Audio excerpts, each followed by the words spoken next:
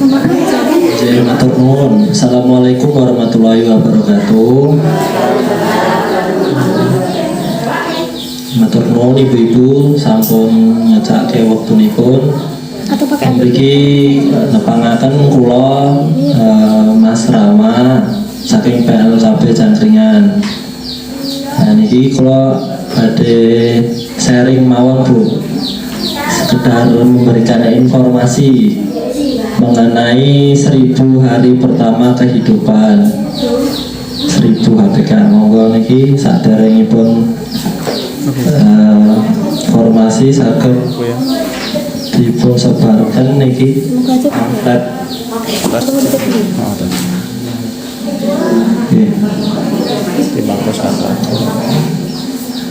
Kagem ibu-ibu sedaya sing gadah balita. Balitane wonten pinten Bu? 9 nggih.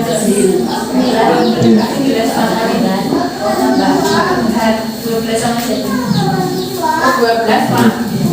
12. Nggih.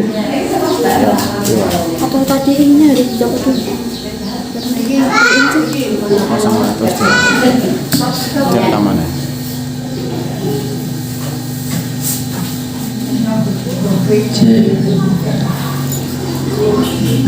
Ya, jadi apa itu 1000 hari pertama kehidupan? 1000 hari pertama kehidupan menikah merupakan masa awal kehidupan saat terbentuknya janin di dalam kandungan selama 270 hari hingga 2 tahun pertama kehidupan 730 hari yang biasa disebut dengan periode emas gitu. Nah, saat di dalam kandungan organ-organ penting seperti otak, jantung, hati, ginjal, paru-paru, tulang mulai terbentuk dan berkembang. Nah, ibu-ibu dianjurkan masa 2 tahun setelah kelahiran ini. Dalam masa ini anak mulai beradaptasi dengan lingkungannya serta merupakan puncak perkembangan fungsi kognitif anak.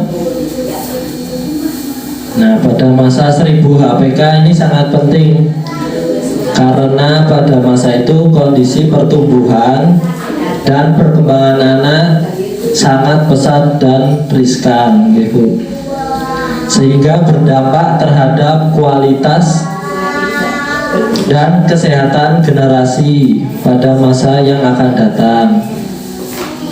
Nah, pada masa 1000 HPK ini Bu, asupan gizi perlu diperhatikan mulai dari caten atau calon pengantin, terus calon ibu hingga janinnya, hingga janin si anak.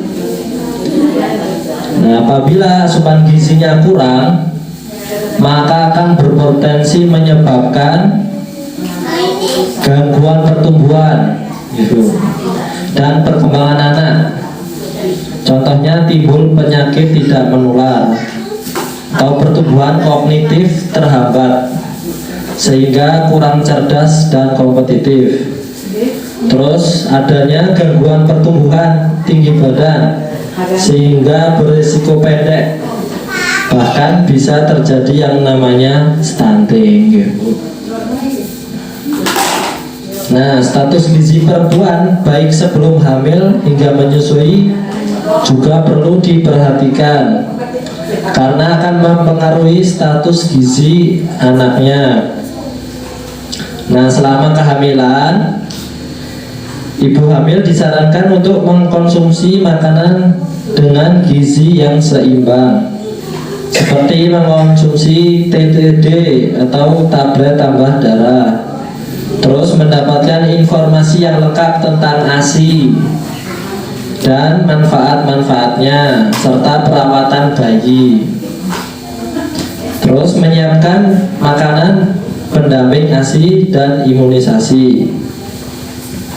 Nah, adapun hal-hal yang harus diperhatikan pada kehidupan 730 hari selanjutnya yaitu asupan nutrisi yang bergizi, beragam dan seimbang, dan pencegahan penyakit dan imunisasi. Seperti itu. Nah, ini di lembar kedua ada tentang pentingnya 1000 HPK. Yang pertama, membentuk otak anak yang berisi dan menjadi bahan bakar pertumbuhan jiwa dan raga, pembentukan sistem kekebalan tubuh yang kuat. Nah, ini apa yang dikatakan bahan bakar, seperti layaknya motor ya Bu. Kalau bahan bakarnya ada, maka kedepannya bisa berjalan dengan baik. Seperti halnya dengan pertumbuhan kepada bayi, jiwa dan raganya kuat, seperti itu. Dan yang kedua, pentingnya 1000 HPK yaitu meningkatkan kesiagaan untuk masuk sekolah dan memberi kesempatan untuk meraih potensi terbaik di kemudian hari. Nah, ini pentingnya 1000 HPK itu nanti berpengaruh kepada kecerdasan seorang anak, bisa pintar atau mendapatkan ranking di kelasnya. Yang ketiga yaitu meningkatkan nutrisi untuk ibu dan anak selama periode 1000 HPK.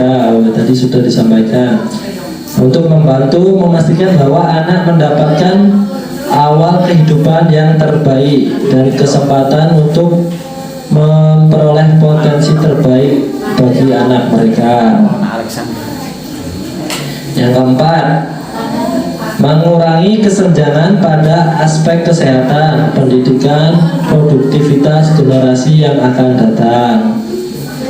Selanjutnya, pentingnya 1000 HPK juga dapat menurunkan risiko terjangkit penyakit kronis seperti diabetes, penyakit jantung, dan beberapa kanker, tipe-tipe kanker di kemudian hari. Nah, secara umum Niko, secara global, pentingnya 1000 HPK ini juga dapat menyelamatkan lebih dari 1 juta nyawa per tahunnya. Dan itu pentingnya 1000 HPK juga meningkatkan total pendapatan suatu negara. Nah, meningkatnya produktivitas dan mengurangi biaya perawatan kesehatan.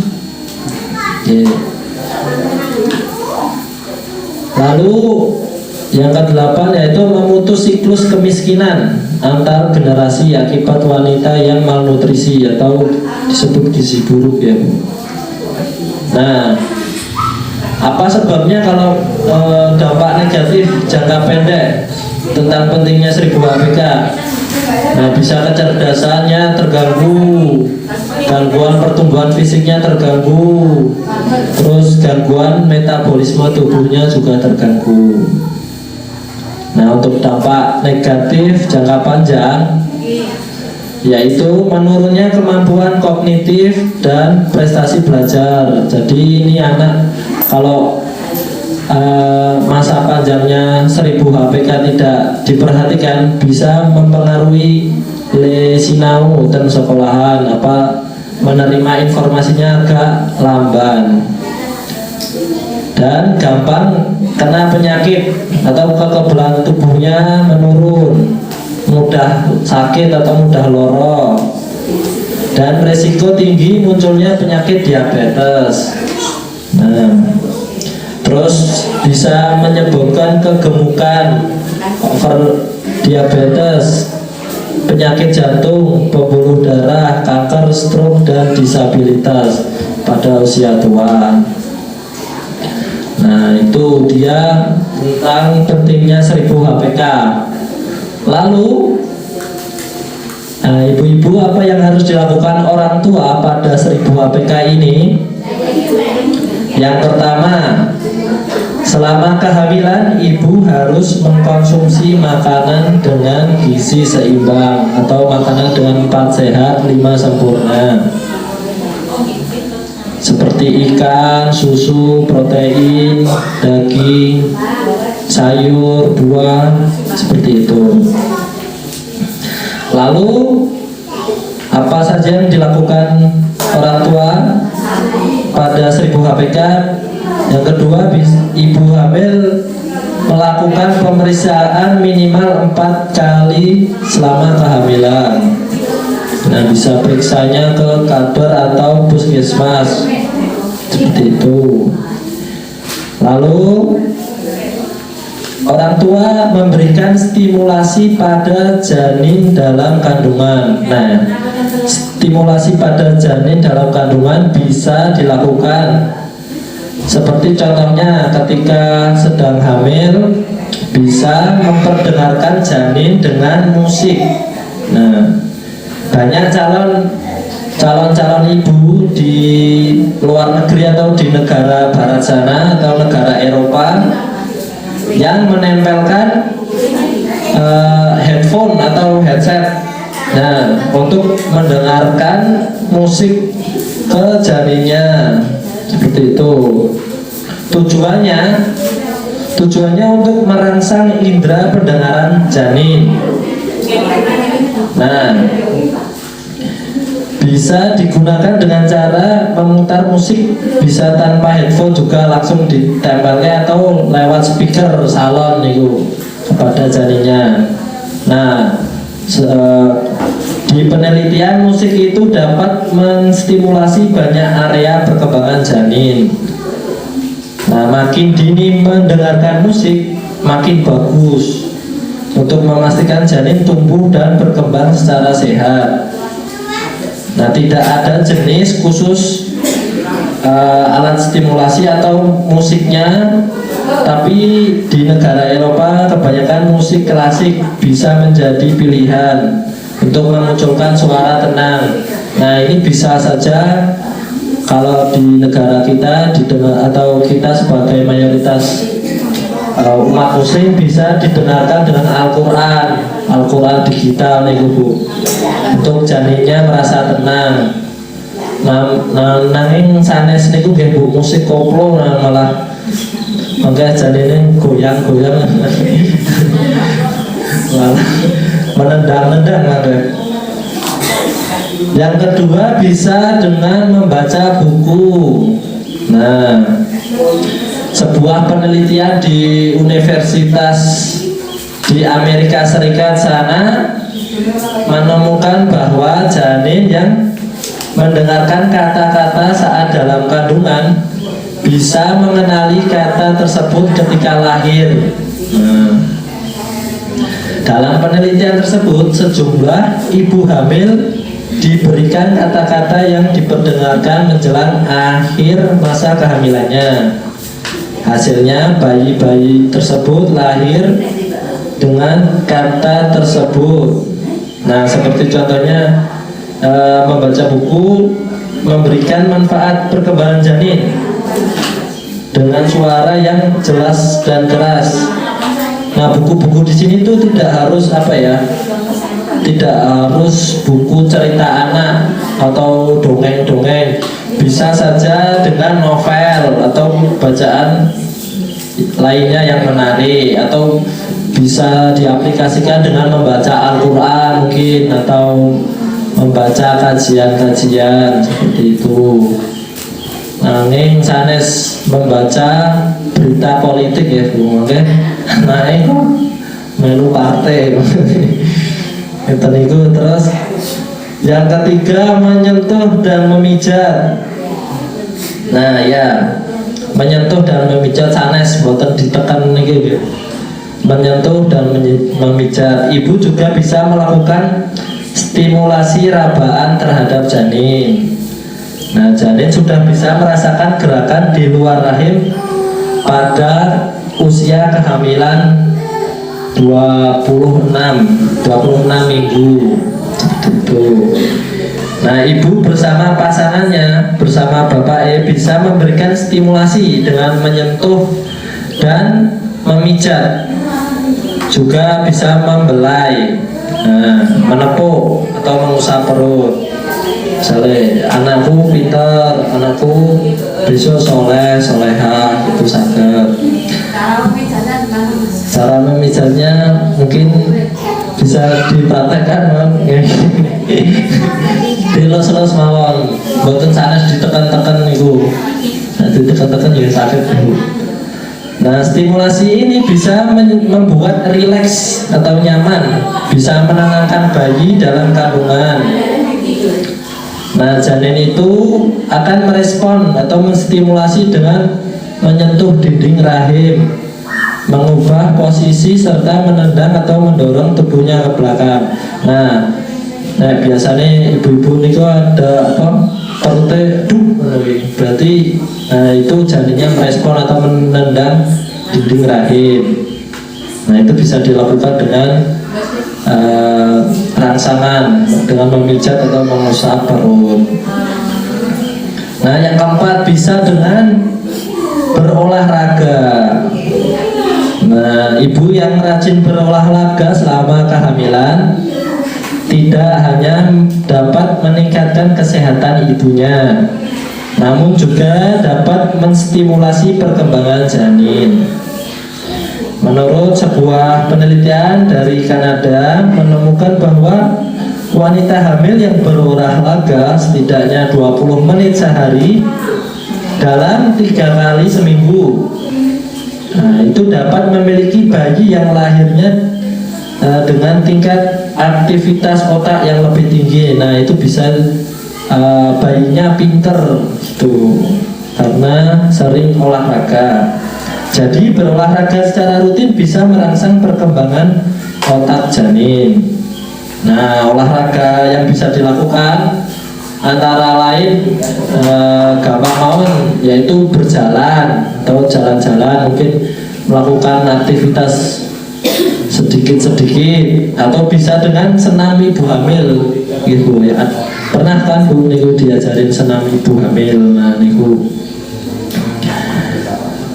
bisa berjalan atau bisa mungkin berenang nggih saged berenang. Nah, yang selanjutnya untuk menstimulasi janin pada kandungan bisa mengajak si janin mengajak berbicara. Nah, stimulasi perkembangan janin ini juga bisa dilakukan bersama oleh ibu dan pasangannya atau suaminya. Nah, ini konsepnya mirip dengan membacakan buku untuk bayi dalam kandungan, sehingga dapat menerima rangsangan atau memberikan respon, sehingga meningkatkan perkembangan janin. Nah, dengan mengajak bicara bayi dalam kandungan bisa menguatkan jalinan antara ibu dan anaknya dan janinnya. Apa nih? Ibu pun dapat merasa tenang dan jauh dari kecemasan saat berkomunikasi dengan buah hati di dalam perutnya, sehingga stimulasi ini mesti berlanjut hingga bayi lahir. Nah, selanjutnya yang harus dilakukan orang tua pada 1000 HPK apalagi ya dengan ibu memberikan inisiasi menyusu dini atau IMD ASI eksklusif selama 6 bulan ya, dan dilanjutkan untuk pemberian makanan pendamping ASI atau MPASI sampai dengan usia 2 tahun. Dan yang terakhir bisa orang tua bisa memperkenalkan makanan yang bergizi pada anak sesuai dengan usianya. Kalau anak umur 2 makanannya seperti ini, jadi kalau masih baduta ya jangan makannya ciki-cikian, makanan ringan yang sehat-sehat. Kalau bisa dengan sayur malah bagus, dengan buah seperti itu. Dan selanjutnya memberikan stimulasi rangsangan kepada anak sesuai dengan usianya dan memantau, tadi sudah. Nah, yang terakhir, orang tua dalam 1000 HPK itu mengikuti perkembangan anaknya dengan kartu kembang anak atau KKA ya Bu ya. Yang seperti ini yang di posyandu. Oke ya. Mungkin itu yang bisa saya sharing atau belajar bersama ibu-ibu sekalian. Kurang lebihnya mohon maaf. Kalau ada kata-kata yang salah mohon dimaafkan. Dari saya cukup sekian. Wassalamualaikum warahmatullahi wabarakatuh.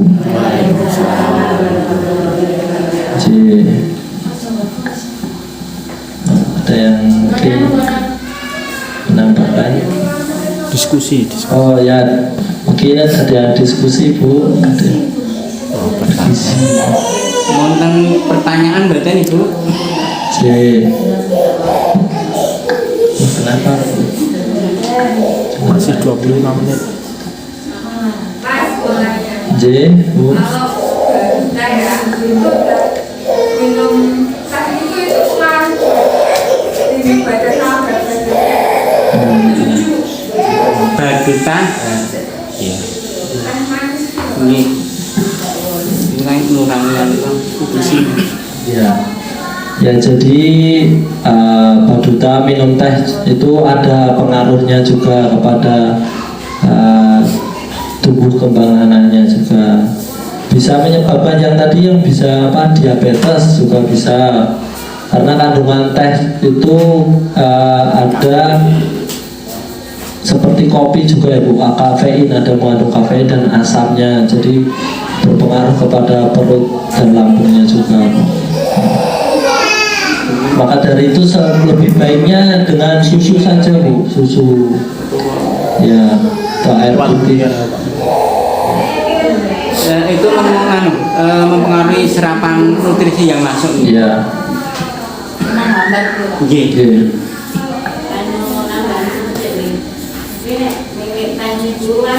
Anak-anak kita sudah susah memiliki makan sayur, buah, lauk, tapi kok minumnya teh, itu nanti zat-zat gizi dari sayuran, dari buah-buahan, dari lauk Pak itu akan hilang, akan larut oleh zat yang ada di teh. Jadi eman-eman dia bilang angin-angin kok demi ditutup dengan minum teh katanya, jadi eman-eman itu. Nanti berarti apa zat-zat yang mau dimasukkan dan nanti kemasukan itu ya hilang, larut jadi pipis, tidak ada manfaat yang lebih, kecuali apalagi itu zat yang hilang itu ada ya besi, kalsium, itu nanti hilang, tinggal nanti yang ada ya istilahnya namun dia mencerna biasa ya. Jadi eman-eman apa zat-zat yang harusnya vitamin yang gitu. Iya. Iya seperti itu. Meminimalisir kalau sebenarnya tidak hanya untuk anak, ibu-ibu, bapak-bapak itu juga kalau habis makan kok minumnya teh itu juga sama nanti serapannya berkurang, hilang, terlarut oleh si teh tadi. Jadi minumnya teh karena itu badan itu minum juga air putih lemon, air putih hangat, sama air putih dingin.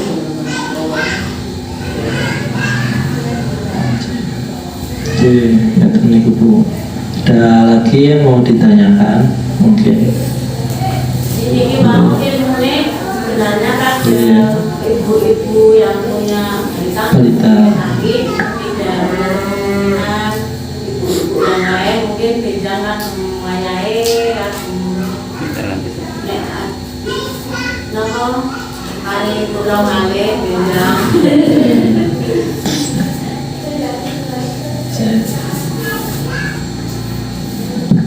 Pak Masir ada tambahan atau Pak Sampun? Kalih ya, kalih kirang setoso.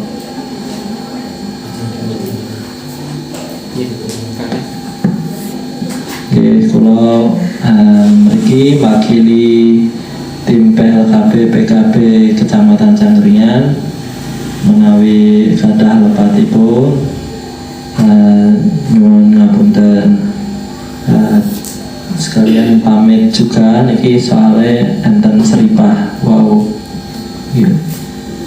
Ngeten mawon. Assalamualaikum warahmatullahi wabarakatuh. Waalaikumsalam.